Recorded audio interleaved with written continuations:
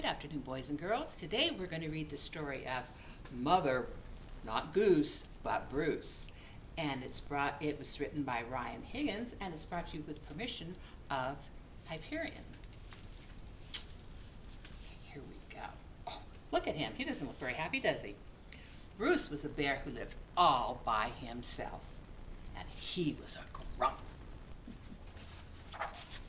He did not like sunny days, he did not like the rain, and he did not like cute little animals. Bruce only liked one thing, eggs. He collected them from all over the forest. He's climbing up the tree, and he's stealing Mrs. Sparrow's eggs. Good morning, Mrs. Sparrow. But Bruce didn't eat eggs raw like other bears. Instead, he cooked them into fancy recipes that he found on the internet. One day, Bruce came across a recipe for hard-boiled goose eggs drizzled with honey salmon sauce. So he went out to get the ingredients. Look, he's pushing his shopping cart. At first, he caught himself a few salmon. Then he collected honey from a local beehive. He liked to support local businesses, you see. I don't think that's supporting the beehive. Look at what he did to it. And last, he went to Mrs. Goose's nest to pay her a visit. Are these eggs free-range and organic? He asked. Quack, she says. At home, Bruce prepared the eggs for hard boiling. Puts them on the stove, puts them in the water. But the fire in his stove fizzled, so he went out to get some more wood. And when Bruce came back, he was met with an unwelcomed surprise. Mama! Bruce became the victim of mistaken identity. The little goslings thinks he's the mom. Bruce wanted hard-boiled eggs, not goslings. He supposed he could settle for buttered goslings on toast. So he put them on the toast, put butter on top of them. He looks at them, but for some reason he's lost his appetite. I think they look too cute. Bruce scooped up the little geese and stamped back to the nest. I will have to ask Mrs. Goose about her return policy, he said. And when he gets there in the nest, there's a notice and it says, be back in April.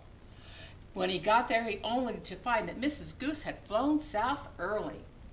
Bruce left the goslings there anyway and went back home. I don't want those goslings. But look, Mama, Mama. But he was followed. Bruce was very stern and said things like, go away, and I am not your mother, and also, I liked you better when you were eggs. And then, roar! Bruce could take it no longer and became extra grumpy with them. Look at them.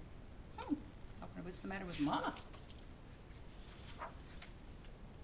But it didn't work. Goslings always follow their mother, even if she is a he and he is a bear. Mama, Mama.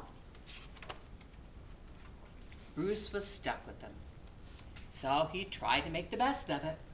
He has a little pool for them. And it was a lot of hard work. Look, they're painting and making a mess, and he has to carry him around. And here he is, he's feeding them. Ah, ew, yuck. I don't think they like what he's feeding them. And now they're all sleeping together on the log. Zzz, zzz. And first they were annoying baby geese. And as the seasons passed, Bruce watched the pesky goslings grow older, and they became stubborn teenage geese, and then boring adult geese. Then one afternoon he saw other goose families flying south. Finally he'd be rid of those geese, and he could take a long winter's nap. Bruce explained to them about migration, but they didn't listen. Looks like they're getting ready for winter, doesn't it? Doesn't look like they're going anywhere. Bruce needed the geese to leave, so he got creative. Look, he's putting them in a slingshot. He's going to shoot them up in the sky. But nothing worked. The geese would not leave Bruce.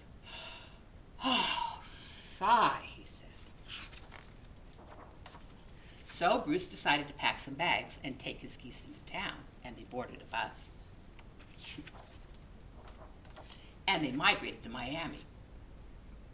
Now, every winter, Bruce and his geese head south together. They lace about up the beach, excuse me, in tacky shirts, sipping ice-cold lemonade while Bruce dreams of new recipes that don't hatch. The